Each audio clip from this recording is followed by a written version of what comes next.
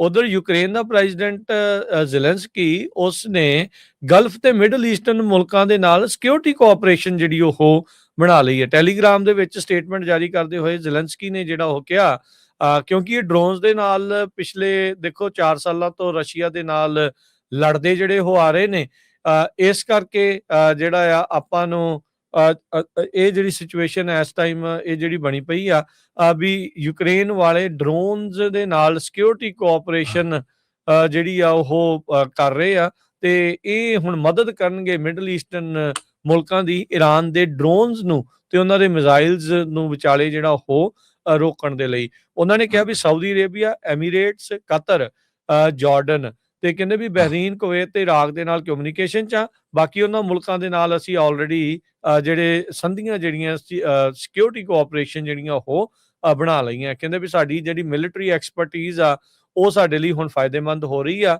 ਤੇ ਜਿਹੜੇ ਸਾਡੇ ਇੰਟਰਸੈਪਟਰਸ ਆ ਉਹ ਹੁਣ ਰਿਜ਼ਲਟ ਦੇ ਰਹੇ ਨੇ।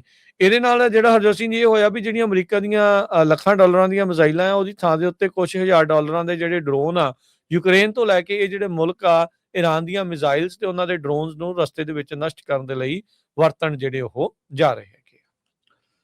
ਕਹਿੰਦੇ ਵੀ ਅਮਰੀਕਾ ਆ ਉਹ ਨਾਟੋ ਐਲਾਈਜ਼ ਤੋਂ ਬਾਹਰ ਨਿਕਲ ਸਕਦਾ ਹੈਗਾ ਆ। ਕਹਿੰਦੇ ਵੀ ਪ੍ਰੈਜ਼ੀਡੈਂਟ ਟਰੰਪ ਉਹਨੀ ਕੰਸੀਡਰ ਕਰ ਰਹੇ ਆ NATO exit as allies resist cooperation in US Israeli war on Iran.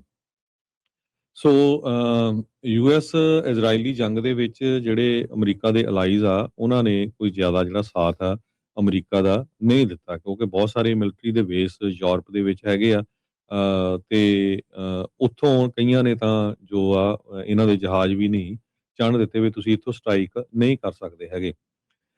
So Trump ਉਹਨਾਂ ਨੇ ਇਹ ਕਿਹਾ ਵੀ ਆਈ ਆਲਵੇਜ਼ ਨਿਊ ਦੇ ਬਾਰੇ ਪੇਪਰ ਟਾਈਗਰ, ਵੀ ਉਹ ਤਾਂ ਇੱਕ ਜਿਹੜਾ ਕਾਗਜ਼ਾਂ ਦਾ ਸ਼ੇਰ ਆ ਨਾਟੋ ਵਾਲੇ। ਤੇ ਸੋ ਪਹਿਲਾਂ ਤੋਂ ਸਾਨੂੰ ਵੀ ਲੱਗਦਾ ਸੀ ਵੀ ਇਹ ਲੱਗਦਾ ਵੀ ਨਾਟੋ ਤੋਂ ਜੋ ਅਮਰੀਕਾ ਆ ਪਿੱਛੇ ਨੂੰ ਹਟ ਰਿਹਾ ਹੈਗਾ। ਸੈਕਟਰੀ ਆਫ ਸਟੇਟ ਮਾਰਕੋ ਰੂਬੀਓ ਹੋਣਾ ਨੇ ਵੀ ਇਹ ਕਿਹਾ ਵੀ ਜੋ ਅਲਾਈਜ਼ ਨੇ ਸਾਡੇ ਨਾਲ ਕਰਨਾ ਚਾਹੀਦਾ ਸੀ ਉਹ ਨਹੀਂ ਕੀਤਾ। ਤੇ ਬਹੁਤ ਸਾਰੇ ਮੁਲਕ ਜਿੱਦਾਂ ਸਪੇਨ ਮੋਸਟ ਵੋਕਲ ਹੈਗਾ ਯੂਰਪੀਅਨ ਮੁਲਕਾਂ ਦੇ ਵਿੱਚੋਂ ਜੰਗ ਦੇ ਅਗੇਂਸਟ, ਤੇ ਉਹਨਾਂ ਨੇ ਤਾਂ ਇਹ ਕਿਹਾ ਵੀ ਅਸੀਂ ਇੱਥੋਂ ਕੋਈ ਵੀ ਯੂਜ਼ ਨਹੀਂ ਕਰਨ ਦੇਵਾਂਗੇ ਅਮਰੀਕਾ ਨੂੰ, ਜਿਹੜਾ ਅਮਰੀਕਾ ਦਾ ਮਿਲਟਰੀ ਬੇਸ ਆ ਉਹ ਉੱਥੋਂ ਈਰਾਨ ਦੇ ਉੱਤੇ ਕਿਸੇ ਤਰ੍ਹਾਂ ਦਾ ਜਿਹੜਾ ਅਟੈਕ ਨਹੀਂ ਕਰ ਸਕਦਾ। ਸਪੈਨਿਸ਼ ਪ੍ਰਾਈਮ ਮਿਨਿਸਟਰ ਪੈਡਰੋ ਸੈਂਚੇਜ਼ ਨੇ ਇਹ ਕਿਹਾ ਵੀ ਇਹ ਜਿਹੜਾ ਜੰਗ ਆ ਅਨਜਸਟੀਫਾਈਬਲ ਤੇ ਡੇਂਜਰਸ ਹੈਗਾ ਆ।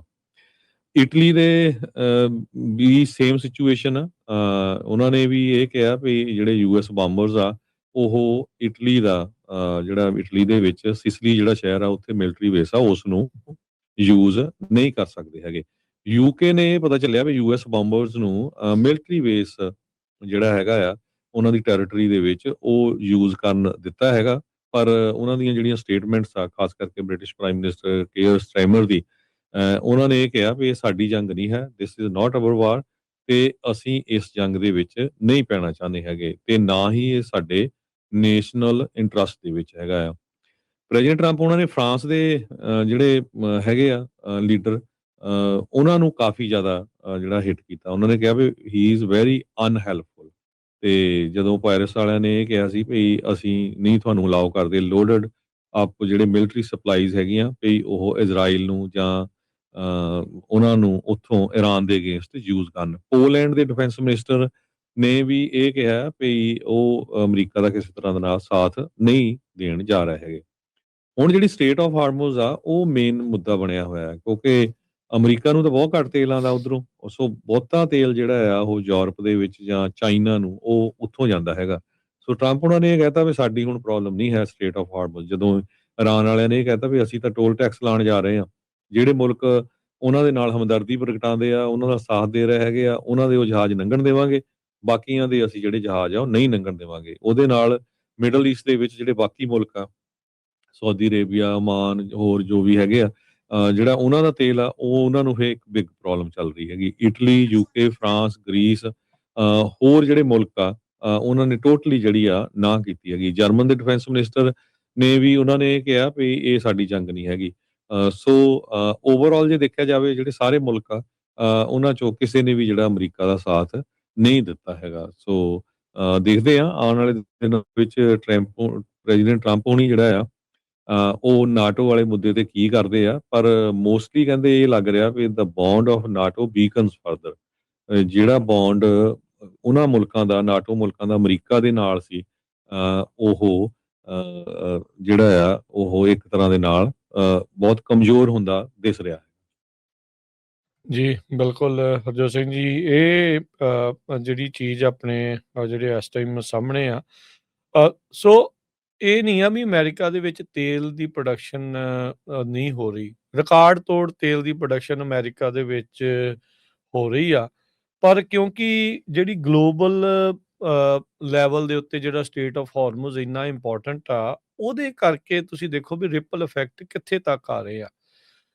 ਰਿਫਾਈਨ ਹੋ ਕੇ ਤੇਲ ਪਹੁੰਚਣਾ ਇੱਥੇ, ਉਸ ਦਾ ਜਿਹੜਾ ਅਸਰ ਹੋ ਰਿਹਾ, ਆਪਾਂ ਦੇਖ ਰਹੇ ਵੀ ਕੈਲੀਫੋਰਨੀਆ 'ਚ ਕਿੰਨੀਆਂ ਰਿਫਾਈਨਰੀਜ਼ ਲਗਾਤਾਰ ਬੰਦ ਜਿਹੜੀਆਂ ਉਹ ਹੋ ਰਹੀਆਂ।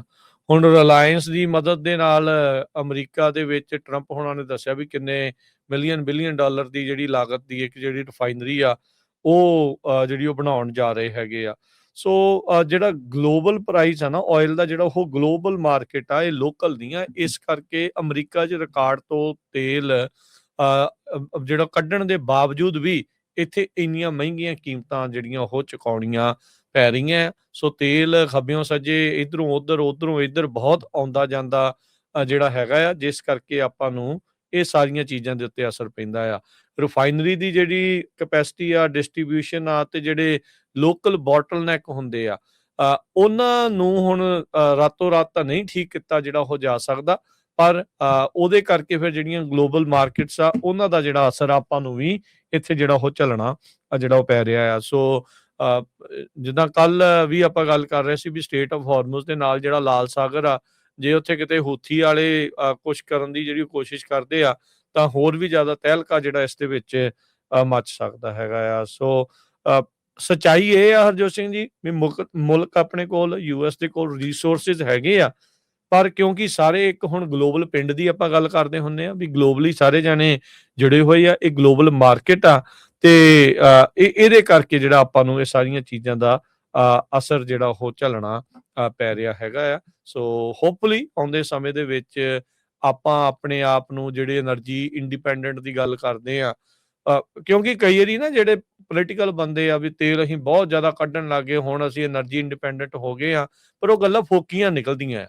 ਉਹ ਇਸ ਕਰਕੇ ਫੋਕੀਆਂ ਨਿਕਲਦੀਆਂ ਵੀ ਤੇਲ ਤੁਸੀਂ ਰਿਕਾਰਡ ਤੋੜ ਕੱਢ ਰਹੇ ਆ, ਪਰ ਫਿਰ ਇੰਨਾ ਮਹਿੰਗਾ ਸਾਨੂੰ ਤੇਲ ਕਿਉਂ ਆ ਰਿਹਾ? ਉਹ ਇਸ ਲਈ ਵੀ ਰਿਫਾਈਨਿੰਗ ਦੀ ਕੈਪੈਸਿਟੀ ਨਹੀਂ ਆਪਣੇ ਕੋਲ, ਆਪਾਂ ਨੂੰ ਬਾਹਰੋਂ ਮੰਗਵਾਉਣਾ ਪੈਂਦਾ ਆ ਰਿਫਾਈਨ ਹੋਇਆ ਜਿਹੜਾ ਉਹ ਤੇਲ। ਜੇ ਇੱਥੇ ਰਿਫਾਈਨਰੀਜ਼ ਤੇ ਹੋਰ ਸਾਰੀਆਂ ਚੀਜ਼ਾਂ ਆਉਣ, ਤਾਂ ਆਪਾਂ ਐਕਚੁਅਲ ਦੇ ਵਿੱਚ ਐਜ਼ ਅਮਰੀਕਾ ਉਹ એનર્ਜੀ ਇੰਡੀਪੈਂਡੈਂਟ ਜਿਹੜਾ ਹੋਣ ਵੱਲ ਨੂੰ ਕਦਮ ਵੱਧ ਸਕਦੇ ਆ।